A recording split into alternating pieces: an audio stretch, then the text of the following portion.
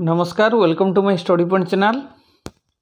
एक प्रेस विज्ञप्ति आसी जाइए। आप जानते केंद्र कैबिनेट 24/8/2024 लिख एकीकृत पेंशन योजना बा यूपीएस को मंजूरी प्रदान करते विभिन्न सेवा संगठन मान दाबी यथा सुनिश्चित पेंशन, पारिवारिक पेंशन, मुद्रास्फीति अनुरूप पेंशन निर्धारण को दृष्टि रखी वर्तमान प्रचलित नूतन पेंशन योजना बा नेशनल पेंशन सिस्टम जोटा कि एनपीएस कहुच्छी तार आहरी आशु व्यवस्था बा सुधार अणाजिबा उद्देश्य रे यही एकीकृत पेंशन योजना बा यूपीएस को सरकार प्रचलन करिसेंती जेटा कि आपणकर 1/4/2025 तारीख ठारू 1/4/2025 तारीख ठारू कार्यक्रम पर लक्ष्य रखा जाइछि। ये हूँ आमर गुरुत्वपूर्ण कथा। तदनुयायी उड़ीसा सरकार यही एकीकृत पेंशन योजना यूपीएस को राज्य सरकारी कर्मचारी जो माने एनपीएस द्वारा परिचालित से लागू करने निमंते स्थिर करिसेंती। एकीकृत पेंशन योजना यूपीएस प्रमुख वैशिष्ट्य गुड़िक है सुनिश्चित पेंशन 25 वर्षर सर्वनिम्न योग्यता अर्जनकारी सेवा अवधि अवसर पूर्वर 12 मासरे मिलिथिबा हाराहारी मूल दरमा बा बेसिक पेयर 50% हार मिलिबो। सर्वनिम्न 10 वर्षर देखो कौन कही गोटे मुख्य कथा देखा सुनिश्चित पेंशन कौन ना 25 वर्षर सर्वनिम्न योग्यता अर्जनकारी अवधि अवसर पूर्वर 12 मासरे मिलिथिबा हाराहारी मूल्य दरमा बेसिक पेयर 50% हार मिलिबो। देखो भल कि बुझंतु कौन कही जो विज्ञप्ति बाहरला पर आम कहूँ सब कथा डिटेल जाना। आज विज्ञप्ति आसी जाइए एथिरे कह जाइए देखंतु जदि आपणकर 25 वर्षर सर्वनिम्न योग्यता अर्जनकारी सेवा अवधि अवसर पूर्व जदि 25 वर्ष जड़े चाकरी कला एवं अवसर नेला अवसर पूर्वर 12 मासरे मिलिथिबा हाराहारी मूल दरमा जेतिक दरमा से मास को पाउथिला हाराहारी मूल दरमार बेसिक पेयर 50% हार मिलिबो।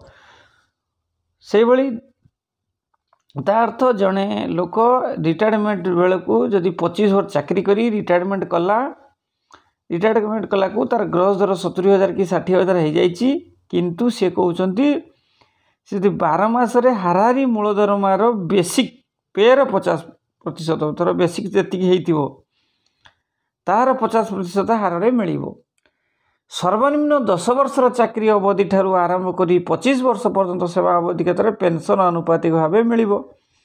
अर्थात जदि जड़े अति कम रे 10 वर्ष चाकरी कला बा 25 वर्ष रु कम 22 वर्ष 18 वर्ष 23 वर्ष 24 वर्ष हाराहारी माने सर्वनिम्न 10 वर्ष रु अवधि जाइए 25 वर्ष पर्यंत पेंशन अनुपातिक हार मिलिबो। सुनिश्चित पारिवारिक पेंशन मृत्यु पूर्व कर्मचारी पाइथिबा पेंशन 60% दर पारिवारिक पेंशन मिलिबो। देखंतु पारिवारिक सुनिश्चित पारिवारिक पेंशन केमिति मिलिबो कहूची यदि मृत्यु पूर्व आपणकर मृत्यु पूर्व कर्मचारी पाउथिबा पेंशन 60% दर पारिवारिक पेंशन मिलिबो। सुनिश्चित सर्वनिम्न पेंशन सर्वनिम्न 10 वर्ष चाकरी अवधि सारी अवसर नेवा परे मासिक 10,000 टका मिलिबो। सपोज सी अति 10 वर्ष चाकरी करची 8 वर्ष करची 11 वर्ष करची कि 12 वर्ष करची सेतेबेले ताकू सर्वनिम्न सुनिश्चित सर्वनिम्न पेंशन निश्चित 10,000 टका मिलिबो। ताकू जो आगु आम कहते एनपीएस 2,000 1,500 एमती पाऊँ से यूपीएस करची किस ना सर्वनिम्न से 10,000 टका पाइबो। आउ सुनिश्चित पारिवारिक पेंशनटा जेटा कला मृत्यु पूर्व कर्मचारी पाइଥିବା पेंशन 60% पारिवारिक पेंशन मिलिबो। मुद्रास्फीति अनुरूप पेंशन निर्धारण सुनिश्चित पेंशन सुनिश्चित पारिवारिक पेंशन सुनिश्चित सर्वनिम्न पेंशन उपरे सेवा कर्मचारी क्षेत्र में शिल्प श्रमिक सर्वभारतीय उपभोक्ता मूल्य सूचना आधार में महंगा सहायता रिलीफ मिलिबो जेटा कि आपनकर कहउची डियरनेस रिलीफ मिलिबो।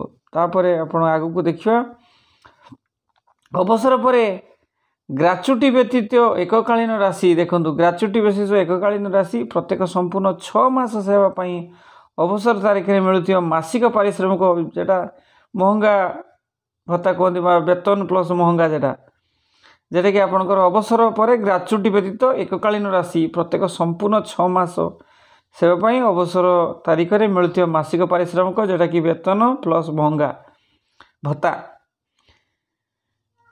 1/10% एककालीन राशि भाव मिल देखु जिते व्यक्ति रिटायरमेंट करुच्ची 1/10% एककालीन राशि भाव मिल यही राशि कारण सुनिश्चित पेंशन परिमाण कम हो नहीं।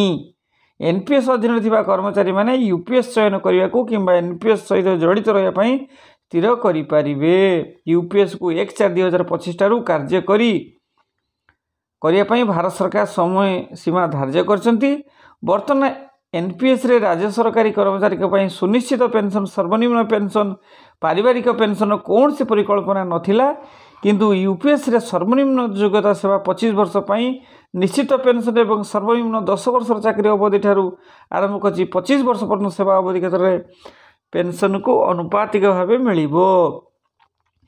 यूपीएस रे अवसर पर सरकारी कर्मचारी मृत्यु क्षेत्र में निश्चित परिवार पेंशन सुविधा उपलब्ध होगा जहाँकि एनपीएस रे नथिला।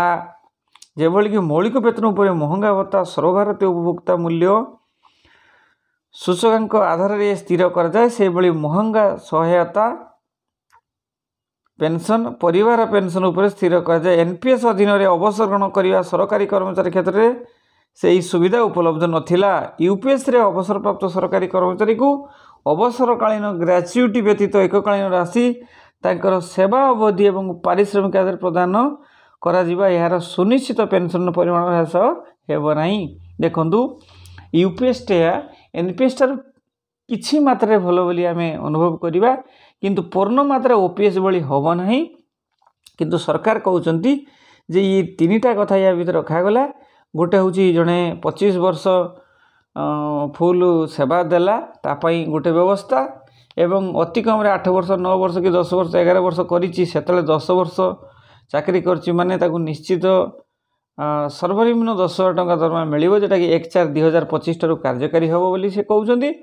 एवं आउ गोटे कथा होची जो रही अवसर पर ग्राच्युटी व्यतीत एककालीन राशि प्रत्येक संपूर्ण 6 मास सेवाई अवसर तारीख में मिलुवा मासिक पारिश्रमिक वेतन प्लस महंगा भत्ता 1/10% एककालीन राशि भाव मिल यही राशि कारण सुनिश्चित पेंशन परिमाण कम हो नहीं।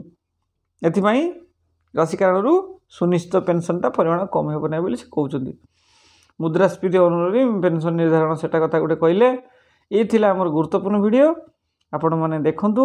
ये विज्ञप्ति प्रेस विज्ञप्ति अनुसार आगामी दिन में आप यूपीएस पाइबापी योग्य हे। ये थिला हमर गुरुत्वपूर्ण वीडियो रोचे। नमस्कार पुणी एक वीडियो देखा विदाय दिंतु।